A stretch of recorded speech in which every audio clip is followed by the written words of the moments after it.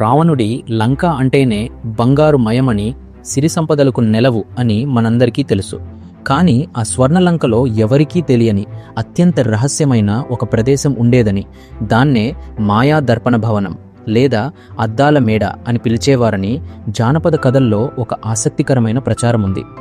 ఈ భవనం కేవలం అందం కోసం కట్టింది కాదు, ఇది రావణుడి మాయాజాలానికి, అతనికి ఉన్న తంత్ర విద్యలకు ఒక ప్రయోగశాలగా ఉండేదని చెబుతారు.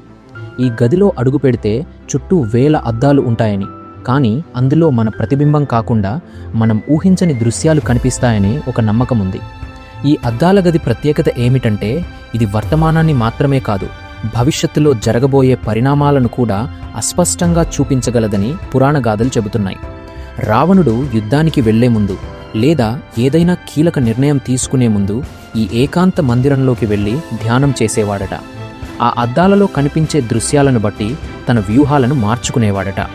అయితే సీతాదేవిని అపహరించిన తర్వాత రాముడితో యుద్ధం అనివార్యమైనప్పుడు రావణుడు ఈ అద్దాల గదిలోకి వెళ్ళినప్పుడు అతనికి కేవలం వినాశనం, లంక దహనం, తన పతనం మాత్రమే కనిపించాయట.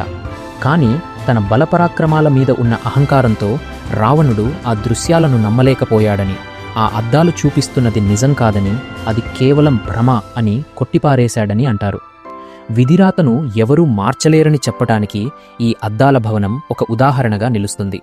చివరికి యుద్ధంలో లంక నాశనమయ్యాక ఆ రహస్య అద్దాల భవనం కూడా మట్టిలో కలిసిపోయిందని, ఇప్పటికీ లంకలో ఎక్కడో ఆ శిథిలాలు దాగి ఉండవచ్చని ఒక మిస్టరీగా మిగిలిపోయింది.